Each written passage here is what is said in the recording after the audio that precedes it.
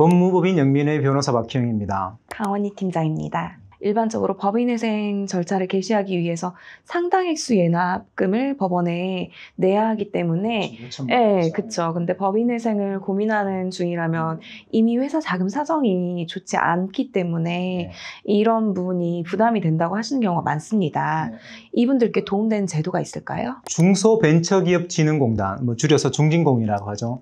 이 중소벤처기업진흥공단에서 재기지원 사업을 진행하고 있습니다. 법인회생을 신청했을 때 이 비용의 일부를 지원해주는 제도입니다.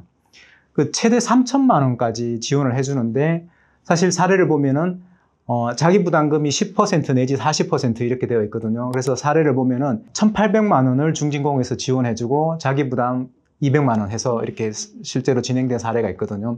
그런 식으로 진행되고 있습니다. 그래서 법인회생을 신청할 때는 당연히 모든 법인에게 다 지원을 해주는 건 아니겠죠. 요건에 부합하는 법인에게만 지원을 해주는데, 그래서 법인회생을 고려하실 때는 반드시 우리 법인이 이 요건에 부합하는지, 그래서 지원을 받을 수 있는지를 반드시 검토하셔야 할 것입니다. 아, 그렇군요. 좋은 제도네요. 그러면 절차가 어떻게 되는지 간략하게 알아볼 수 있을까요? 한 가지 사례를 들어서 설명을 드리겠습니다. 어떤 한 회사가 회생 신청서를 접수하면 4월 만에 포괄적 금지 명령, 비용 예납 명령을 받게 되고, 다음날 바로 중진공의 예납금 지원 신청을 하였습니다. 그리고 2주가량 컨설턴트인 회계사가 배정이 되어서 사전조사가 이루어졌고, 그 다음 예납금 감액 결정, 며칠 뒤 신문기일이 있었고, 그 며칠 뒤 개시 결정이 있었습니다. 이때 중요한 것은 회생 신청 후 예납금 지원을 위한 컨설팅 보고 제출일까지의 기간이 보름 정도밖에 안 되는데, 이 과정에서 회생 절차와 관련한 재무 상태,